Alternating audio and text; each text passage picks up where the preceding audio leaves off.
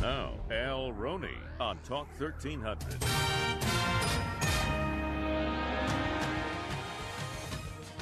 It is 5:05. Tuesday edition, Al Roney Show. I'm here till 6.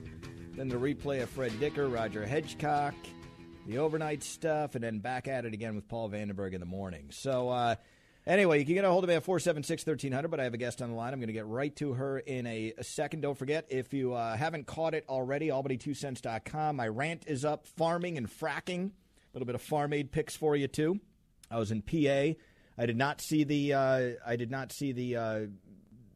game where the hammer and sickle came out, though, in the marching band. I missed that. If only I'd known, I would have worked that into my schedule over the weekend. Anyway, on the line with me now is Kathy Marchione, who is, it looks all but a done deal now that she's the winner in the Republican primary. Kathy, how are you? I'm great. How you doing? I'm all right. So you did it, huh?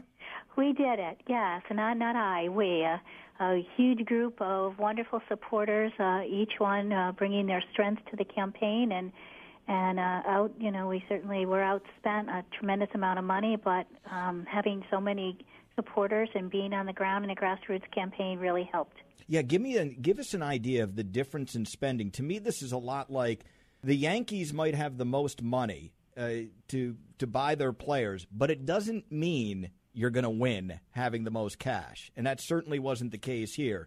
What was the disparity like? Well, we at the top end, we spent about $200,000, and we believe if you count the Senate mailing, that of course he spent six or seven pieces of mail out, we think it was upwards of $1.6 million on his end. So we were very seriously outspent, and on the airways, we were outspent 10-1. Wow, that's huge. That's huge. And there was some ugliness, as there are in these things, especially towards the end with the nonsense going on there. Now, one of the questions that I have for you about this, and so has Roy McDonald officially said you're the winner on this thing? Has he come out with a statement or anything like that, or even though mathematically he doesn't really have a shot at doing it now? No, he doesn't. I was asked that today as well, and I only can tell you what I'm hearing on the TV is that he needs to the end of the week or the beginning of next week to make his decision. Okay. But as far as you're concerned, you got it, right? Absolutely. I mean, you got to look at the numbers. We're 116 votes up. At the most, there's 50 ballots in question. You know, even if we gave every single one of them to him, and of course that's never going to happen. If we gave every one to him, we still would handily in the race. So we of course declared victory today, and are very sure-footed that of course we've won. Is the big thing here? I mean, this is getting you're aware of this. You're completely understanding of how this is being played out there. That this is essentially a referendum, if you will, against gay marriage. Do you see it that way? No, our campaign has never been a referendum on gay marriage. We what we've said and we will continue to say is that gay marriage was a vote, taxes is a vote, spending was many votes, corruption that's occurring down in Albany, influenced, a senator who said one thing and did something else. There were so many issues, and if you watched our mail that came out, we hit the issues. We didn't hit just gay marriage. It was one issue, but we hit many issues in this campaign. Where would you, if you had been in the Senate and all this was happening about the same-sex marriage vote, the way it went down? I mean, personally, I thought this was just terrible politics at work because it kind of came out of nowhere, and then the electorate themselves were flatly frozen out of the process, not included in it. Of course, we don't have we didn't have a vote or anything like that here, we being the people or anything like that. It was deals being made, including with Roy McDonald and the three other senators. Bloomberg coming up, having a sit-down with him. McDonald can deny it all he wants, but we know this is what happened. I mean, the timeline is the timeline. Right. And the promises of huge amounts of campaign cash. The four senators go down there, Elise, Grisanti, Saland, and McDonald. They go to the big fundraiser, walk out at just one fundraiser with over $500,000. And And I'm sure you're aware that campaign dollars in New York State are a little bit different than in other places. They can be used for almost anything. You don't have to spend it on a campaign. You can buy a pool or a car or whatever you like with it. It's almost like a nice retirement slush fund. So he comes out with that. But what would you have liked to have seen had you been in Roy McDonald's slot in the 43rd District representing the people? Well, I certainly would have voted no. And I would have liked the vote to have been no. Traditional marriage is one man and one woman. That's my belief. So I would have voted no. But I also would have liked to have seen it be an open process, to close out people and to close out the opinions of people that we represent as a senator is just completely wrong. So I think the process was wrong. I think the vote was wrong. I think the money coming in as it did was wrong. I think a senator who said one thing, voted one way in 2007 and 8, told the Conservative Party he would not support same-sex marriage in 2010, and then within a week, and you said it, after sitting down with Bloomberg, and within a week after has this epiphany and changes where he stands. The whole situation, the whole surrounding situation of that vote, it was just plain wrong. Now, would there be any consideration? Because the other thing that kind of, and I'm just speaking for myself. I'm not going to speak for anybody else but me. It's hard enough speaking for me. I looked at it as that when this was presented to the public, if you will, whether it was polling or any other way, it was kind of an all-or-nothing proposition. It was either A, marriage is for everybody regardless of sex, or B, it's only between a man or a woman, where C, that being, say, civil unions and equal protection under the law, wasn't even considered, let alone any bills put forward by the Assembly or the Senate or even for the public itself, where I thought that was the best way to go, that was a compromise that did not infringe on anybody's rights whatsoever, restores those equal protection under the law, but doesn't get the government involved in defining or redefining what marriage is for everybody. Would that have been something that you would have been open to, or would that have been off limits as well? No, it wouldn't have been off limits to me. Certainly talking about it on the, not having a proposal in front of me, it's always hard to say, yes, I would go for something, or no, I wouldn't. But I can tell you that, I knocked on thousands of doors and made thousands of phone calls, and I can't tell you how many times people said to me, if this was a contract, if this was a civil union, I wouldn't feel the way I feel. But I believe that the word marriage and the union of marriage is between a man and a woman, and it should have stayed that way and shouldn't have been redefined. So I think that in the community, in the district, what I'm hearing is just what you're saying. So that's interesting, because I've heard a lot of that myself, and that's actually where I'm at on this thing too. That if you have so many people saying, hey, you know what, I'm all right with contract law or civil unions or anything like that, I'm not a fan of this government saying that we're going to redefine a definition for an entire group of people. And that was never an affordable or an option presented to the people. Presented by so-called representatives themselves, Roy McDonald included. They didn't even want to introduce this thing. No, and to have to go back and say, okay, now it's okay for pastors to refuse. Like an afterthought, even on that issue, instead of, if it's the same, then why do pastors have an opportunity to refuse? Because it's not the same. All right, a few more things. I'm glad you're on today, because I have quite a few questions to ask you, or at least 3 or 4 big ones anyway. Okay. What's going on with the retirement paperwork? You put in for it, you didn't put in for it, then you put in for it, then you pulled it again. Can you explain that? It sounds kind of confusing. I absolutely can. When I stood before the Saratoga County Republican committees individually at the town and city levels, they said to me, what are you going to do? Because the governor, after you win in November, will be able to appoint the next county clerk.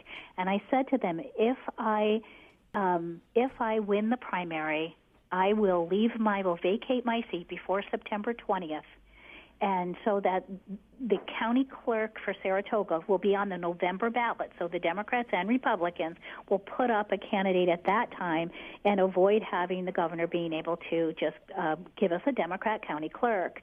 And so I put my retirement papers in on September 4th, and living up to what I said, to be a person of my word, and was very discouraged to see Mr. McDonald stand up and call me double dipper. And it was never my intention to take both my retirement and my pay as a senator. I will be giving one of those back.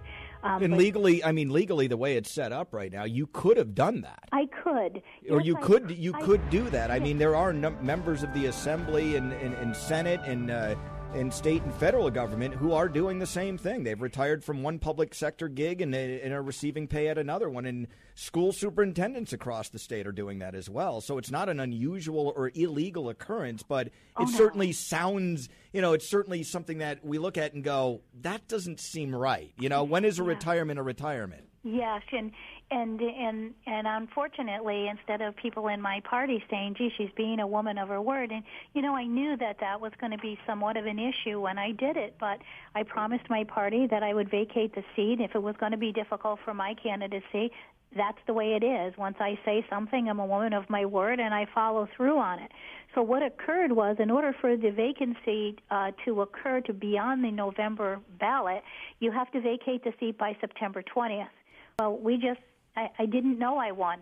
Mm-hmm. I said to my party that if I won the primary, I would vacate the seat, and on September 20th, it was still up in the air. It wasn't decided until yesterday. Right. So I pulled my retirement papers back, and I'm going to be the county clerk until December when I leave the seat and move on to be the senator. So what will happen to the county clerk seat in that scenario? At this point, what will happen now is that the governor will be able to appoint the next county clerk, and that person will sit in the seat until the November election of 2013. So there's no real way to get around the hard date, even though that the results of the primary still haven't been established, that there was no other way of getting around that September 20th deadline? None. No. The law reads that you have to be out of the seat by September 20 in order for there to be they call a special election that will occur, in November in the regular general election cycle.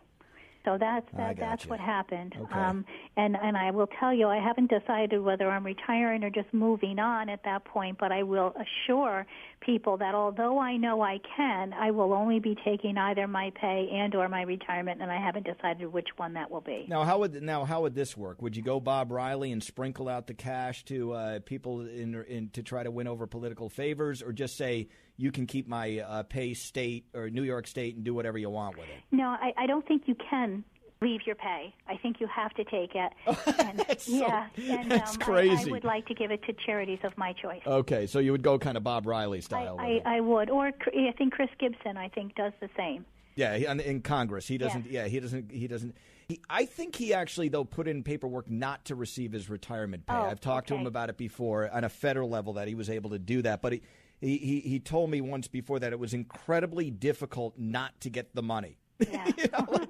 They really wanted him to have it, which legally he was entitled to, and that kind of thing. Now, this might sound a bit crazy, Kathy, so bear with me. We're talking with Kathy Marchione, who it's all but a done deal. She did win the primary. I mean, of course, the primary is one thing. You have a lot lower turnout for this than you will for the general election. And here's what we've got the scenario going on. Roy McDonald does have the independent line, correct? Yes, he does. So he could still be very much there, campaign full speed ahead, and you have you and Roy McDonald, and then the Democrat who's running for office. What's her name? I'm just missing it right now. Let me see. It's Robin Andrews. Yeah, Robin Andrews as the candidate as well. So you'd have effectively a three-way race. Are you concerned at all that Roy and his supporters are still going to pull down votes, whether he's on the Republican line or the independent line? You get some, and that reaps some kind of a windfall for the Democrat candidate, and they win. I think certainly having Roy on a third-party line, some of the votes will come his way. I'm not so sure it will be all Republican and not some Democrat votes. I mean, he has been, given the notoriety 2 years out of the last 5 as the most liberal senator in the Republican caucus. So I think some of his views are very liberal. But no one really thought we could win the primary, and I'm confident that we can win in November. So we'll just have to. We're going to keep moving on. Keep running the type of campaign that we have been running, and be positive, and of course having the wonderful supporters. I think we're up to almost 500. I think that's incredible to have that kind of help. And I can tell you that the Republican committees in 3 out of the 4 counties have already reached out to me trying to bring back some unity to the party. So I believe that they are coming my way, and that's very helpful in getting your vote back. Well, I can't imagine. I mean, obviously there was some discontent among the party bosses in various areas that you were even showing up and making a deal out of this thing or even running that. So didn't exactly go smoothly, but these things usually don't. I guess it sounds like you're saying that you're almost thinking that if he does decide to stay in all the way, like go all in, I mean, because he's got a choice to make. Either he does that, stays as the independent full-on campaign mode, opening up the door to the Democrat probably getting in there, or taking what's left of his big bag of cash and just getting out and retiring. I mean, that's what he's got to figure out, right? Yeah, he has to make that. That choice is strictly his, and we're gearing back up. We started like the day after the primary to gear back up and start running the second part of our campaign, and we have a real positive message about lowering spending and lowering taxes and making New York more business friendly and fighting corruption.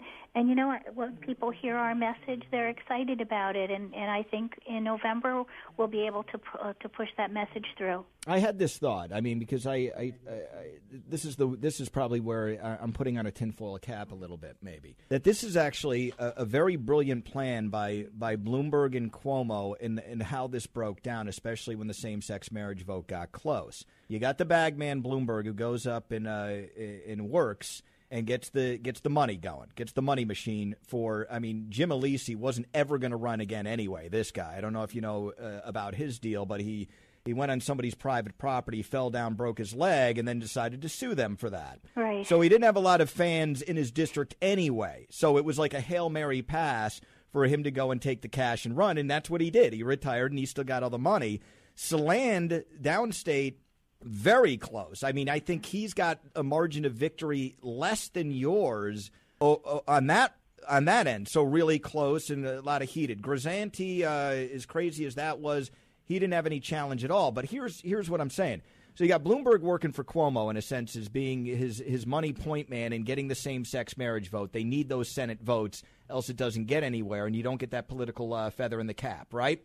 So you set up these vicious primaries, i.e. the one that you've just got into with Roy McDonald, and then the potential for splitting the vote come Election Day, paving the way for Democrats to come in, win that victory, and then, because it's so close, Democrat, Republican in the Senate, and getting the control of the Senate, or at least one step closer with one-party rule across the board, with the governor, the Assembly, and the Senate. Is that crazy talk, or am I onto something? Well, I think that has been a concern of the Republican Party since I stepped in and wanted to run, is we were going to be affecting the majority. Mm-hmm. And what I said to them is, why would I affect the majority? I mean, all but 4 members of the Republican caucus voted against same-sex marriage. So I'm not sure why my presence in this race would affect majority. If I can win in a primary, I'm going to be your candidate. And I do understand what you're saying about the idea of Democrats perhaps getting in. Well, I'm looking at almost the perspective not from where you're at in the Republican Party, but from Governor Cuomo and Bloomberg's perspective in saying, hey, you know what? Not only can we get same-sex marriage through, we can kill 2 birds with 1 stone, mm-hmm. and the governor himself can go, I can have a Democrat majority come next go-round, which would certainly be beneficial for him getting some of his initiatives through. Yes. Shame on our Republican Party for falling for it, huh? Well, I mean, I'm going. It's more than just about one vote. I think. I mean, we're in agreement on that. Yes, I mean, it's what surrounded this thing. It's about the big dollars. Yeah. It's about saying one thing and doing another. It's about having that kind of. And then, of course, we didn't bring up for me, if Roy McDonald had made that vote on principle and stuck to it and didn't reach out his hand and take all that money and then be so disrespectful of other people who had different viewpoints about it, whether it was media asking questions or his constituents, it was off to, they can take the job and shove it and just all this other stuff, which I thought signified a guy that was just going off the rails completely and not very statesmanlike at all. Mm-hmm. No, I agree with you. No matter how hot it gets in the seat that you've elected to want to represent people, you don't speak to your constituents that way. You don't speak to the media that way. It's a tough issue. You took a stand and explained the reason why you did. And if people don't agree with you, that's their right not to agree with you. And if you strongly believe in what you did, you should be able to articulate that position. Now, do you have any debates set up with the Democrat candidate or anything like that? What's the next couple of months going to be like here? Well, we're kind of reorganizing here in the office. We're looking at, we're looking at a bigger universe, of course, because it's inclusive of all parties. So we're looking at a new computer system that will be better for us. We've been kind of low budget, so we're kind of joking that we're going to move on to Time Warner Cable. I'm looking at a lot of events where in the past it's been a lot of phone calls and a lot of personal visits from me. That will continue, but I'll be doing much more events. We certainly will be looking at having a debate in the future. I think they're terrific. It gives both of our opinions as where we stand on the issue. So I'm looking forward to a debate. Did you only have one debate with McDonald? Yes. Yeah, and was it a real debate, or is it one of these just dog and pony shows? No, it was a real debate. Okay, all right. It really was great. It was. But only one, though. Only one. Yeah, we had one. Well, they tried to have two, but one, and no disrespect to the League of Women Voters, but they were bringing in both Ed Gilbert, who was my opponent on the conservative line, who was put there by Roy, and by Roy's people carrying his petition, and then we had Roy, and they wanted to have me, and to me that's a tag team debate, and it would be foolish for me to have appeared in that debate. I mean, they have the red card system where you each can get 2 red cards, and you can What is it, a soccer game? It just wasn't fair. So that sounds like soccer. Yeah, it did. To me, it felt like it was going to be like a tag team in a boxing match, and I just that would have been foolish to allow myself to participate in that, and that saddened me because certainly debates are good, but then the Troy Record and Channel 10 and John Gray, moderated, and it was great. It had 5 or 6 news reporters, and they asked the questions, and they took questions from from public online, and they were read by John Gray. So it had a lightning round. It was a debate. Okay, so that one went all right. So yes, all right, well, it sounds like you got a lot of work to do. I mean, you pulled off what in the minds of many was an upset, just because when anybody actually is able to defeat an incumbent, whether primary or in the general election, that's a major accomplishment, and it happens all too rarely here in New York State. Yeah, I think it's been over 20 years since someone has beaten an incumbent, and we do feel it's pretty historical. We're thankful again to all the people who assisted us. They worked very, very hard, and people who contributed us and believed in us when the various power leaders certainly were not. So we thank them. Well, unfortunately, I know we probably talked on the air years ago when then Governor Spitzer proposed his illegal immigrant driver's license program. That really didn't go over very well. No, it didn't. Strangely enough, it even crossed political lines. It was like, what was it, over 75% of the voters in New York thought it was insane, an insane idea, and you and I and so many others were just totally baffled by this, how it was deployed, how he wanted to do it, what it allegedly would have accomplished. But I remember you were one of the many county clerks who was out there saying, not in my town, not going to happen. Absolutely not. I was the president of the New York State County Clerks Association at that time, and we did say absolutely not. And I remember, in fact, I met you at a protest rally. Yeah. And it was my first protest rally ever, and I think yours as well. Probably. We really felt strongly about that issue, and certainly to this day glad that we stood as we did. Well, it was you don't reward bad behavior with a privilege. That's what it came down to, Right. And especially under the guise that it was going to make us a safer state or solve any problems. There was zero evidence of that. There were so many flaws with that, and from liberals to conservatives in between thought it was just a ridiculous notion to go down that road and wave another big fat carrot for some open border insanity, if you will. Yeah, it was. And, of course, as county clerks, we all knew that the terrorists on 9/11 got on those planes with driver's licenses, that when the terrorists came over, they were on legal visas, but the visa time had expired. And those licenses were not valid at the time they got on the planes, but that particular state did not have something written across the license. Right. That told not you even not even a bare minimum of a red flag there. Kathy, I appreciate you coming on. Best of luck to you. Keep us posted, and maybe we'll talk about some of the issues that ail the state, of which there are many, next go-around, okay? That's terrific. Thanks so much for having me on. I appreciate it. All right, Kathy Marchione got the big lead over Roy McDonald. It's all but a done deal. He has not conceded the race, though, and he hasn't said yet whether he's going to go forward or get out. 476-1300, Al Roney, Talk 1300.